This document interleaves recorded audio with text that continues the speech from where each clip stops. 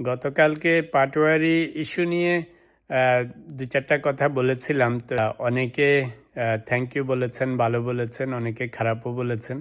তো এত পরিমাণ সাড়া পেয়েছি যে আমি সত্যিই খুব খুশি হয়েছি। তো সবাইকে ইন্ডিভিজুয়ালি থ্যাংক ইউ জানাইতে পারতেছি না, তাই এখানে একবার থ্যাংক ইউ বলে দিচ্ছি সবাইকে। ভালো বললেও বলছি, খারাপ বললেও বলছি। তো আজকে আরও দু চারটা কথা এই ইস্যু নিয়ে বলতে চাই। সেটা হচ্ছে যে বর্তমান জামাত, এনসিপি, বিএনপি বা আমরা যারা নির্দলীয় টাইপ, তো সবাই জুলাই আন্দোলনে অংশগ্রহণ করেছিল। গণ অভ্যুত্থানের সময় কোনো সন্দেহ নাই, সব মানুষই অংশগ্রহণ করেছিল। তো এখন যে সমস্যাটা সৃষ্টি হয়েছে সেটা হচ্ছে বাংলাদেশে যতগুলি বড় বড় ন্যাশনাল ইভেন্ট হয়, পরবর্তীকালে সামহাও যেটাতে সব মানুষ অংশগ্রহণ করে, তো সামহাও কোনো একটা পার্টিকুলার গ্রুপ, গোষ্ঠী বা দল সেটাকে নিজেদের করে নিয়ে যেতে চায়। তো যখনই নিয়ে যায় তখন আমরা যারা সাধারণ মানুষ আছি বা সব দলের মানুষ আছি, তারা পড়ে যায় একটু বিপদে। তো যেমন ধরেন মুক্তিযুদ্ধের কথা বলি, সেখানে সারা বাংলাদেশের সব মানুষ অংশগ্রহণ করেছিল। এরশাদের আমলের যে অভ্যুত্থান গণ আন্দোলন হয়েছিল, সেখানেও সব দলের মানুষ অংশগ্রহণ করেছিল। আবার সবচেয়ে বড় ইদানিংকালে যেটা হয়েছে 24-এর গণ আন্দোলন, এখানেও সব দলের সাধারণ মানুষ, দেশি বিদেশি সবাই অংশগ্রহণ করেছিল। তো এখন পুরোনো দিনে যাচ্ছি না, এই 24-এর গণ অভ্যুত্থানের সময় দেশি বিদেশি সমস্ত মানুষ অংশগ্রহণ করেছিল। তো সেটা করার পরে সবাই খুশি মনেই ছিল, আমরাও সবাই এটাতে 100%-এর জায়গায় 200% অংশগ্রহণ করেছিলাম, সব মানুষই করেছিল। কিন্তু পরবর্তীকালে যখন এনসিপিরা এটার ক্রেডিট নেওয়া শুরু করলো, ইনডাইরেক্টলি জামাত, শিবির, এনসিপিরা, তো এখন জুলাই গণ অভ্যুত্থানটা এমন সিচুয়েশন হয়েছে, যারা সত্যিকার অর্থে নন এনসিপি সমন্বয়কারী অথবা সাধারণ জনগণ, দেশি বিদেশি সব রকমের মানুষ, আমরা সবাই তখন গণ অভ্যুত্থান নিয়ে খুব খুশি ছিলাম। কিন্তু এখন এমন অবস্থা হয়েছে যে আমরা আর এটার কথাও বলতে পারছি না।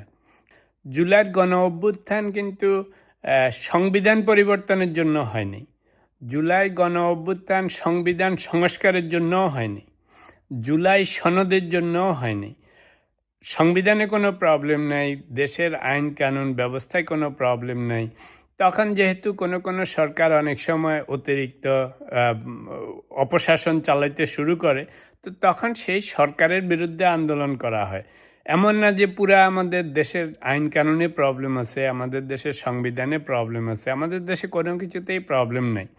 তা আপনারা যারা হাদি হাদি নিয়ে মাথা গরম করেন, হাদির বেশিরভাগ জিনিসই ঠিকঠাক ছিল না, উল্টাপুল্টা অনেক কথা বলে দেশের রাজনৈতিক সংস্কৃতিতে খারাপ গালি দিয়ে অনেক কিছু বলে গেছে। কিন্তু একটা জিনিস ও ঠিকঠাক বলেছিল যে এই গণ অভ্যুত্থানটাকে এনসিপি তাদের দলের করে নিয়ে যাচ্ছে বা জামাত শিবিরকে ইন্ডিকেট করে। এই জিনিসটা ঠিক হয়নি এবং এই কথাটা সে ঠিকঠাকই বলেছে।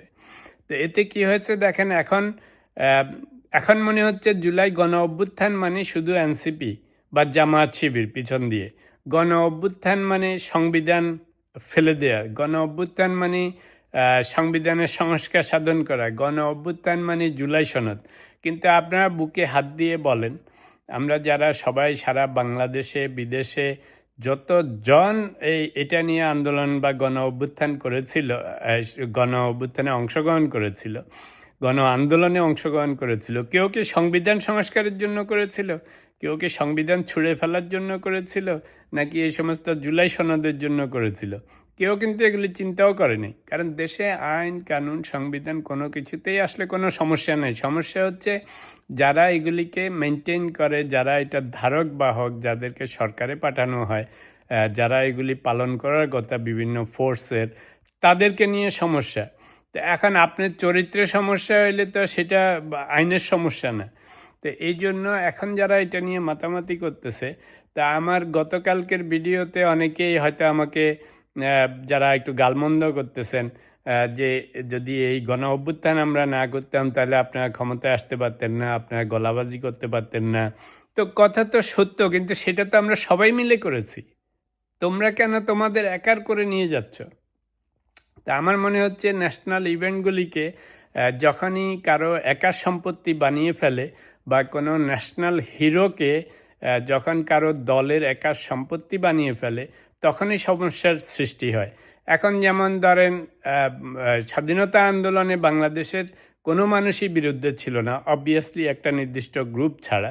তো এখন আপনি যদি কেউ একজন অন্য কোনো দল শুধু নিজেদের বলে নিয়ে নেয় বা ন্যাশনাল হিরোকে নিজেদের বানিয়ে ফেলে, তো এবার অন্যদের জন্য একটা বিপদ হয়ে যায় না? ওরা না পারে পক্ষে বলতে, না পারে বিপক্ষে বলতে। গণ অভ্যুত্থানে দেখেন আমরা সবাই অংশগ্রহণ করেছিলাম, সবাই করেছিল। তো এখন আপনারা সবাইকে বাদ দিয়ে বলেন যে আপনারা করেছেন। তো মজার ব্যাপার হচ্ছে এখন যারা সত্যি সত্যি সমন্বয়কারী ছিল, যারা এখন কোনো দল করে না, যারা সাইলেন্ট হয়ে গিয়েছে, একসময় যারা জুলাই যোদ্ধা নামে পরিচিত ছিল, যারা এখন দল করে না, তারা কিন্তু বেচারারা দেখেন চুপচাপ বসে গেছে। এখন ওরা কিছুই বলতে পারে না, পক্ষেও বলতে পারে না, বিপক্ষেও বলতে পারে না। এখন বেশিরভাগ মানুষ জুলাই গণ অভ্যুত্থানের নামও নেয় না, কারণ জানে যে এখন নাম নিলেই ভাবখানা এমন আপনাকে জামাত, শিবির, এনসিপি হিসাবে ডিফাইন করবে। আবার আপনি যদি এটার নাম না নেন তাহলে আপনাকে বলবে বিএনপি বা অন্যান্য দেশের দালাল। অবস্থাটা বুঝেন তো? এই গণ অভ্যুত্থানেরও 12টা বেজে গেছে। তো কেন বেজে গেছে? কারণ আবারও একটা ছোট্ট গ্রুপ এই পুরা ক্রেডিটটা নিয়ে যাওয়ার চেষ্টা করতেছে। তো এখন তারপরে ইতিহাস দেখেন, যারা এটার ক্রেডিট নেওয়ার জন্য পাগল হয়ে গেল, এদেরকে ক্ষমতায়ও পাঠানো হয়েছিল, বেশিরভাগ ওদের রিপ্রেজেন্টেটিভদেরকে। তো তারা সেখানে গিয়ে কী করেছে সেটা তো আপনারা সবাই জানেন। সেই সেই ঘুষ, দুর্নীতি, এবং ছোটোখাটো দুর্নীতি না। আচ্ছা, তো ওরা তো নতুন কিছু চেঞ্জ করতে পারেনি। এখন যে সংস্কার করতেছে, এই সংস্কারের জন্য গণ অভ্যুত্থান হয় নাই। I am not against or for July সনদ, কিন্তু সিম্পল কোশ্চেন হচ্ছে যে যতজন এখন এইসব নিয়ে কথা বলতেছেন, সংবিধান নিয়ে, সংস্কার নিয়ে, ফেলে দেয়া নিয়ে, সনদ নিয়ে, কারো কিন্তু কোনো উদ্দেশ্য ছিল না এইসব করা। সংবিধানের তো কোনো প্রবলেম তো নেই। আপনারা যেগুলি ধরেন খুন, ঘুম, যত রকমের অটোক্রেসি, যত রকমের দুর্নীতি, সংবিধানের কোথাও আছে যে এগুলি করার সুযোগ আছে? জুলাই সনদে কি এমন আছে যে যেটা করলে এটা বন্ধ হবে? এরকম কিছু আছে? আপনার সরকার হইতে হবে ভালো, আপনার যারা শাসক গোষ্ঠী তাদের হইতে হবে ভালো। এরা যখন ভালো হবে, আপনার সংবিধানও ফেলে দিতে হবে না, কিছু করতে হবে না। এখন এনসিপি গ্রুপের একটা প্রবলেম হচ্ছে যে এরা হচ্ছে সব নবীন সদস্য।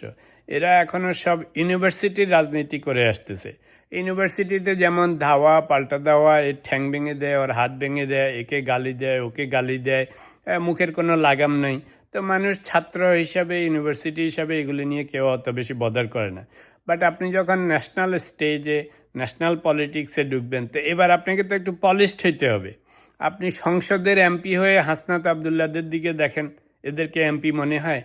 উইথ ডিউ রেসপেক্ট, কারণ এমপিতে হয়েছে বিগ পোস্ট। আপনি ল মেকার, একটা দেশের জন্য ল মেক করবেন। আপনার যদি কথাবার্তা চালচলন এরকম হয়, তাহলে আপনাকে কি এমপি মনে হবে? এই জন্যই তো এখন পার্লামেন্ট মেম্বারদেরও কোনো দাম দেয় না মানুষ। একটা মন্ত্রী হইলে, একটা অ্যাডভাইজার হইলে আপনি তো সেরকমভাবে বিহেভ করতে হবে। তো এখন টু বি ফেয়ার, এই ছেলেগুলি ইউনিভার্সিটি শেষ করার আগে পরে এখন পর্যন্ত বেশিরভাগই কোনো চাকরি বাকরি করে নাই, ব্যবসা বাণিজ্য করে নাই। মানুষ যে একটা জায়গার থেকে, ইউনিভার্সিটি থেকে পড়াশোনা শেষ করে বেরিয়ে আসলে যে তাদের যে একটা চেঞ্জ হয় চাকরি বাকরি করলে, রিয়েল লাইফে আসলে কেমন করে চলতে হয়, কেমন করে বিহেভ করতে হয়, সেগুলিও কিছু শিখে নেই। দোষ দিচ্ছি না, কারণ ওরা তো স্টুডেন্ট ছিল, স্টুডেন্টদের ভাব একরকম। তো এই প্রসঙ্গে ওই একটা ছোট্ট গল্প না বলে পারছি না। তা আমি যখন বাংলাদেশে সিএ পাশ করি, তো খুব অল্প সময় করে ফেলেছিলাম, একদম ইয়াং ম্যান। আবার আমার একটু বয়সের তুলনায় আমাকে সবসময় দেখতে আরও ইয়াঙ্গার মনে হতো। তো যখন চাকরি পেলাম, প্রথম চাকরি, ফার্ম থেকে বেরিয়ে বেশ মাশাল্লাহ বেশ ভালো বড় চাকরি পেয়েছিলাম একটা কোম্পানিতে। একবারে প্রথম দিন থেকে অফিস চেম্বার দিয়ে, গাড়ি দিয়ে, ড্রাইভার দিয়ে, পিয়ন দিয়ে, মানে হুলস্থুল অবস্থা। তো অফিসে যেয়ে দেখি আমার আশেপাশে আমার যে কলিগরা, এরা সব বয়স্ক, অনেকেই রিটায়ার্ড, গভর্নমেন্ট অফিস থেকে রিটায়ার করে এসে এখানে বড় বড় পজিশনে বসছেন। তা আমার খুব লজ্জা লাগতেছিল যে আমি এত ইয়াং ম্যান। তা আমি যাওয়ার সময়, সেই সময় কাকরাইলে একটা অনেকগুলি চশমার দোকান ছিল। তো বললাম যে ভাই আমাকে একটা চশমা বানিয়ে দাও। তো ওরা চশমা বললো আপনার পাওয়ার কি? আমি বলছি পাওয়ার লাগবে না, খালি চশমা বানিয়ে দাও। তো এটার উদ্দেশ্য ছিল যে যেহেতু আমি সিনিয়র লোকজনদের সাথে আমার পজিশন বড়, কিন্তু আমি তো ইয়াং ম্যান, তো যাতে আরেকটুখানি ভারী মনে হয়, একটু মনে হয় যে না, I am not that young.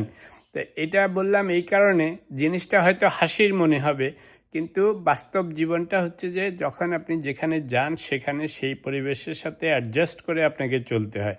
বলে না, অথরিটি এবং রেসপন্সিবিলিটির মধ্যে একটা ব্যালেন্স থাকতে হয়। আমি সেটার সাথে অ্যাড করি আপনার অ্যাপিয়ারেন্স এবং আপনার বিহেভিয়ারও ঠিক করতে হয়। এখন আপনি এমপি হয়ে, অ্যাডভাইজার হয়ে, দেশের একটা রাজনৈতিক দলের বড় বড় নেতা হয়ে, যেমন নাহিদরা, আসিফরা, পাটোয়ারিরা বড় বড় দলের নেতা হয়েছে এখন। তা আপনাকে তো সেভাবে বাই অ্যাপিয়ার হইতে হবে, সেভাবে বিহেভ করতে হবে, সেভাবে কথাবার্তা বলতে হবে।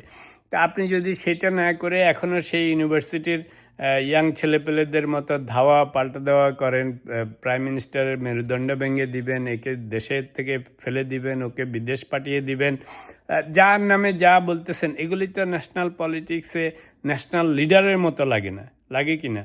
তো সেই জন্য এনসিপি ইয়াং ছেলেপেলেদের এখনও টাইম আছে, এখনও ওদেরকে বসে ঠিকমতো বুঝতে হবে যে আমরা এখন আর ইউনিভার্সিটির স্টুডেন্ট না, আমরা ডাকসু বা রাকসুর স্টুডেন্ট না, আমরা এখন ন্যাশনাল পলিটিক্সে আছি, ন্যাশনাল পলিটিক্যাল পার্টির আমরা বড় বড় লিডার, আমরা এমপি, অ্যাডভাইজার, হুইপ, এটা সেটা হয়েছি।